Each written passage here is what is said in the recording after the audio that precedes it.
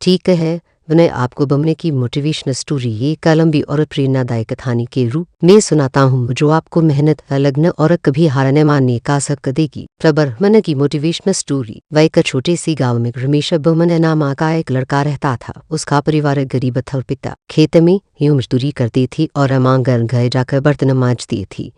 घर की हालत इतनी खराब थी कि कभी कभी खाने के लिए भी पैसे नहीं होते थे। परमेश्वर पढ़ाई में अच्छा था वह, लेकिन गए कि गरीबी उसे पढ़ाई छोड़ने के लिए मजबूर कर रही थी।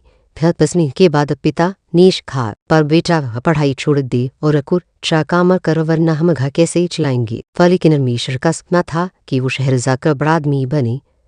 फिर उसने पिता से वादा किया, बाप समझे 1 साल 2 में मेहनत करके अपना बड़ा बाप का नाम रोशन करूंगा। वह शहर की परमेश्वर शहर आया तो शुरू में किसी को जानता नहीं था। जेब में सिर्फ 500 रुपये थे। वे जो जल्दी खत्म हो गए। काम ढूंढते वह एक होटल में बर्तन धोने का काम करने लगा। दिन में 14-15 घंटे काम और महीने की सिर्फ 3 रुपये शून्य तक कई बार भूखा सोना पड़ता था। लेकिन रमेश ने ही एक बात तय कर ली थी, बाद में अपने हालात को अपनी किस्मत नहीं बनने दूंगा। वह सीखने की कोशिश। कोठिया में बर्तन धोते धोते उसने देखा कि वहां का बर्मन ने वह सबका ध्यान खींच लेता था। उसकी पर्सनालिटी, बोलने का तरीका और ग्राहकों से जुड़ने का अंदाजा लगा था। रमेश ने धीरे धीरे उसे सीखना शुरू किया। ड्रिंक कैसे बनाते हैं, कस्टमर से कैसे बात करते हैं और कैसे मुस्काने के साथ सर्व करते हैं। रात में वो यूट्यूब पर वीडियो देखता और खाली बोतलों से ड्रिंक मिक्स करने की प्रैक्टिस करता। पहला मौका। एक दिन होटल का बमन बीमार पड़ गया और मैनेजर ने रमेश से पूछा, क्या तू काउंटर संभाल पाएगा। परमेश ने यहाँ कहा और पूरी लगन से काम किया।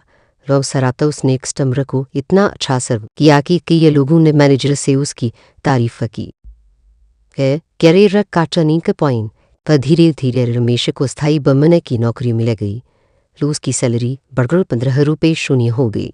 उसने इंग्लिश सीखनी शुरू की और अपने कपड़े लगते स्टाइल पर ध्यान दिया। कुछ सालों में वह एक बड़े 5 स्टार होटल में पहुंच दिया, वह जहां उसकी सैलरी 60 रुपये शून्य महीना हो गई।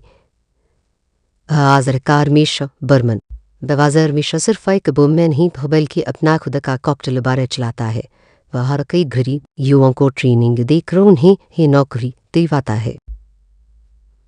वो हमेशा कहता है, वह गरीबी आपको रोक नहीं सकती अगर आपके सपने भूख से बड़ी हैं। पर सीख वह हालात चाहे कितने भी खराब हो, सीखना कभी मत छोड़ो।